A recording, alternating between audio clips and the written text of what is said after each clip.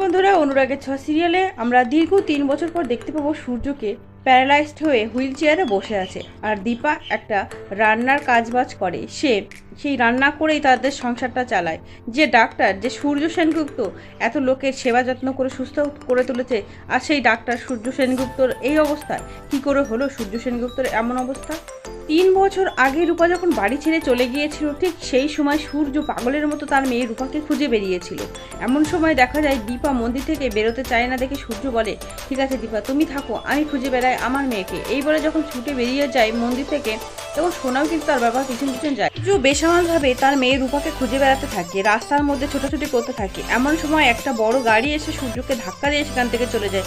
আর সেই থেকে সূর্য কিন্তু প্যারালাইজড হয়ে পড়ে আসে। এদিকে আমরা দেখব রূপা, সে একটা সেবাশ্রম চালায়। সে দুস্থ গরিব মানুষের পাশে থাকে, তাদেরকে সাহায্য করে।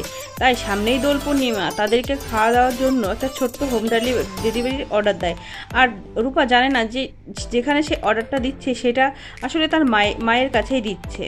দীপা এত বড় একটা হোম ডেলিভারির অর্ডার পেয়ে ভীষণ আনন্দের সহকারে খাবারটা যত্ন সহকারে বানাতে থাকে, আর বলে এতদিন পর আজকে অনেকটা বড় একটা হোম ডেলিভারির অর্ডারটা আমরা পেলাম, এটা খুব সুন্দর করে করতে হবে। ওদিকে সোনা তার বাবাকে হুইল চেয়ারে করে তার মায়ের কাছে নিয়ে আসে আর বলে, মা, বাইরে তো সবাই দোল খেলছে, চলো না আমরা সবাই যাই।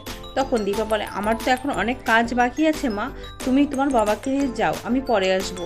তখন সোনা রেখে গিয়ে বলে, মা, তুমি এভাবে আর নিজেকে কতদিন আড়াল করে রাখবে? তুমি কেন সবার সামনে হেসে খেলে বেড়াতে পারো না? তুমি কেন এখনো সব কিছু ভুলতে পারছো না মা? তুমি স্বাভাবিক জীবনে ফিরে এসো না মা।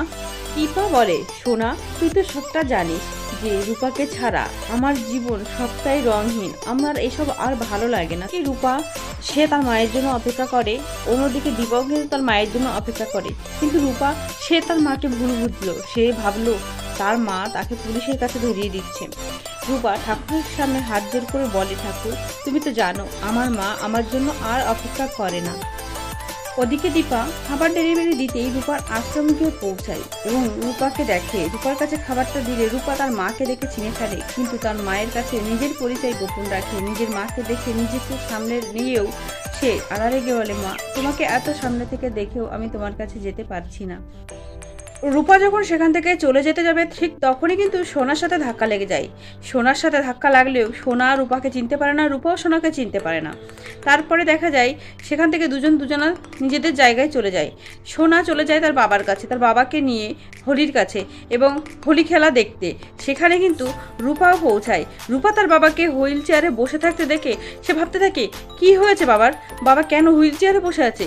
কি হয়েছিল বাবার? আমি সবটা জানতে হবে। মনে মনে ভাবতে থাকি, আমি তো বড় হয়ে গেছি, আমাকে যেহেতু সোনা চিনতে পারেনি, হয়তো বাবা মাও আমাকে চিনতে পারবে না, তাহলে কি আমি ওদের সামনে যাব কি ওদের সামনে গিয়ে জিজ্ঞাসা করব? তারপর রূপা ভাবে, না, গেলে যদি জিজ্ঞাসা করি তাহলে তো বুঝে যাবে।